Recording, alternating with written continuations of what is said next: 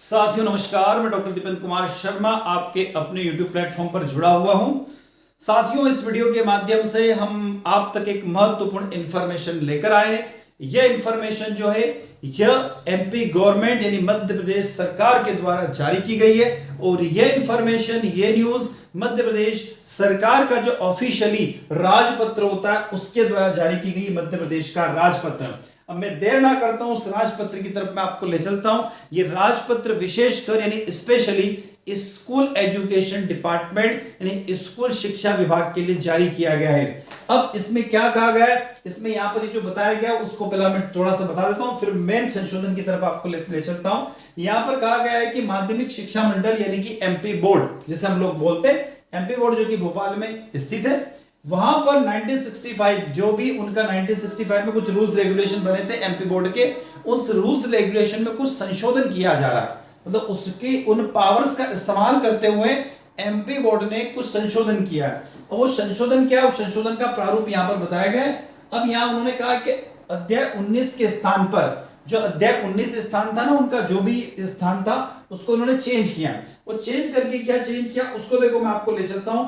यह आपको जानना अति आवश्यक है, जो मैं आपको यहां पर डिटेल दे रहा हूं। ये सभी कक्षा 10वीं और 12वीं में पढ़ने वाले विद्यार्थियों के लिए भी आवश्यक है, सभी अभिभावक यानी पालक गणों के लिए भी आवश्यक है, जिनके बच्चे यानी जिनके बालक या बालिका कक्षा 10वीं या 12वीं की परीक्षा आने वाले सत्रों में देने वाले, या फिर सभी शिक्षक गणों के लिए भी आवश्यक है। क्या इंफॉर्मेशन है कि एमपी बोर्ड माध्यमिक शिक्षा मंडल यानी एमपी बोर्ड ने हाई स्कूल यानी कक्षा 10वीं और हाई सेकेंडरी यानी कक्षा 12वीं के लिए 2 परीक्षाएं आयोजित करेगी। कितनी परीक्षाएं विद्यार्थियों? 2 परीक्षाएं अब आपकी 1 साल में आयोजित होगी।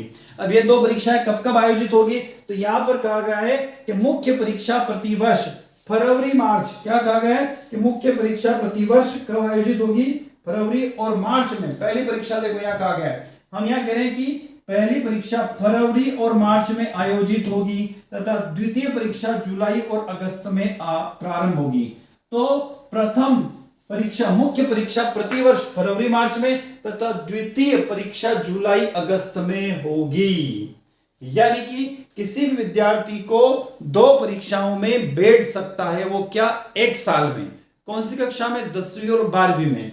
क्या कहा गया है? ऐसे छात्रों को जो द्वितीय परीक्षा में बैठने वाले हो, ये नोट करके रख लेना आप, वाले हो, द्वितीय परीक्षा के परीक्षा फल यानी रिजल्ट्स घोषित होने तक मंडल या महाविद्यालय द्वारा संबंधता प्राप्त संस्था के प्रधानाचार्य द्वारा अगली उच्चतर कक्षा में अपनी जोखिम पर प्रवेश लेने की अस्थायी अनुमति दे सकेगी या दी जा सकेगी। इसका मतलब है कि जो उसका मार्च अप्रैल में जो रिजल्ट, फरवरी मार्च में जो परीक्षा होगी और उसका जो परिणाम आएगा, जो रिजल्ट आएगा, उस रिजल्ट के बेसिस पर विद्यार्थी हायर एजुकेशन यानी कि ग्रेजुएशन में अपना अस्थायी एडमिशन ले सकेगा।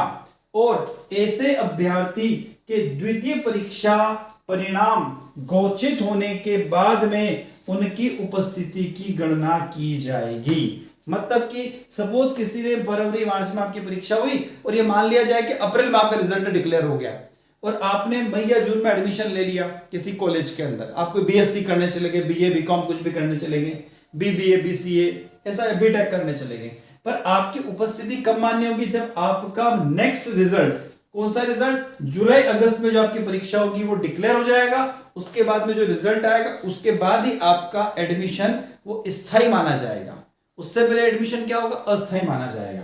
ऐसे छात्रों के लिए जो मंडल की प्रथम परीक्षा के परीक्षा परिणाम में 1 या 1 से अधिक विषयों में अनुपस्थित या अनुत्तीर्ण रहे हो, द्वितीय परीक्षा में सम्मिलित हो सकेंगे तथा ऐसे अभ्यर्थी जो किसी विषय में उत्तीर्ण हो गए हो वे भी अंक सुधार हेतु सम्मिलित हो सकेंगे।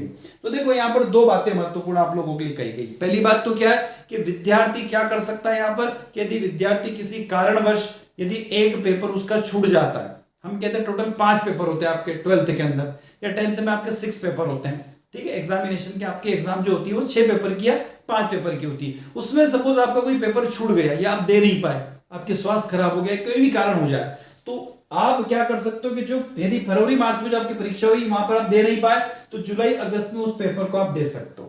यदि आपके कम अंक आते हैं तो भी आप यहां पर जाकर आप श्रेणी सुधार कर सकते हो। कब? जुलाई अगस्त में। यदि फरवरी मार्च में आपके कम अंक आते हैं तो जुलाई अगस्त में आप श्रेणी सुधार कर सकते हो। इतना अच्छा सा मौका एमपी बोर्ड के द्वारा 10वीं और 12वीं के विद्यार्थियों को दिया जा रहा है। आगे देखिए क्या कहा गया। प्रथम परीक्षा में उत्तीर्ण रहे छात्र भी एक या एक से अधिक विषयों में द्वितीय परीक्षा में सम्मिलित हेतु पात्र होंगे। यानी हम कहें कि कोई विद्यार्थी सपोज 80% लेके आ गया और 80% लेके आ गया और किसी विषय में उसके कम अंक है तो उस स्पेशली एक विषय की वो परीक्षा दे सकता है।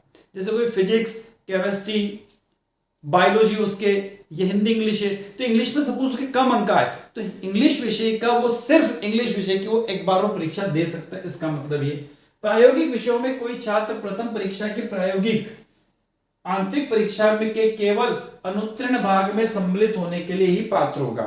मतलब उस विद्यार्थी की प्रायोगिक परीक्षा क्या होगी? सिर्फ एक बार ही होगी। यदि उस प्रायोगिक परीक्षा में वो अनुत्तीर्ण है या प्रायोगिक परीक्षा नहीं दे पाया है, यानी कि प्रैक्टिकल एग्जाम नहीं दे पाया है या अनुत्तीर्ण हो गया, तो ऐसी दशा में वो प्रैक्टिकल एग्जाम को दे सकता है।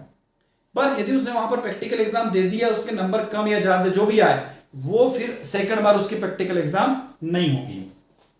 द्वितीय परीक्षा में सम्मिलित होने के लिए छात्र को निर्धारित शुल्क के साथ परीक्षा आवेदन पत्र भरना अनिवार्य होगा, किंतु द्वितीय परीक्षा के दौरान छात्र द्वारा प्रथम परीक्षा के लिए किए गए विषयों में परिवर्तन की अनुमति नहीं दी जाएगी। जैसे कोई विद्यार्थी है, बायोलॉजी वाला विद्यार्थी, और उसने बायोलॉजी से परीक्षा दे ली फर्स्ट एग्जाम, अब वो चाहे कि मैं सेकंड एग्जाम मैथ्स से दे लूं तो पॉसिबल नहीं है। मतलब उसका जो विषय प्रथम एग्जाम में रहे थे वही सब्जेक्ट वही के वही विषय द्वितीय एग्जाम में भी रहेंगे। द्वितीय परीक्षा का परीक्षा फल यानी रिजल्ट सभापति के आदेश से प्रकाशित किया जाएगा और परीक्षा फल समिति की किसी बैठक की आवश्यकता नहीं होगी। मतलब जो रिजल्ट डिक्लेयर होगा ना, उसके लिए कोई बैठक की आवश्यकता नहीं होगी, रिजल्ट इजीली डिक्लेयर कर दिया जाएगा। ऐसे छात्र 145वां पॉइंट, ऐसे छात्र जो मंडल के द्वितीय परीक्षा में बैठे हो अंकों की पुनर्गणना के लिए मंडल के प्रावधानों के अनुसार आवेदन कर सकते हैं। यदि आप सोचते हैं कि आपका पेपर अच्छा गया और आपके अंक कम आए तो आप रीटोटलिंग या रिवोल्यूशन का फॉर्म तो भर सकते हैं। माध्यमिक शिक्षा मंडल समय समय पर द्वितीय परीक्षा के संबंध में विस्तृत अनुदेश परीक्षा समिति के अनुमोदन से जारी कर सकेंगे। और अध्याय 26 में विनिमय 197 में मद घ का शब्द पूरक के स्थान पर शब्द द्वितीय स्थापित किया जाएगा। मतलब एक लाइन हो गई कि अब आप लोगों की सप्लीमेंट्री एग्जाम यानी कि पूरक एग्जाम अब नहीं होगी और पूरक एग्जाम की जगह आपको अब सेकंड एग्जाम देना होगी। और वो सेकंड एग्जाम क्या कब होगी? जुलाई और अगस्त में आयोजित होगी। प्रथम एग्जाम कब होगी? फरवरी और मार्च में। दूसरी परीक्षा जुलाई और अगस्त में होगी। पर अब पूरक के स्थान पर वहां पर श्रेणी सुधार जैसे शब्दों का इस्तेमाल किया जाएगा। मतलब कुल मिलाकर पूरक शब्द का इस्तेमाल नहीं किया जाएगा।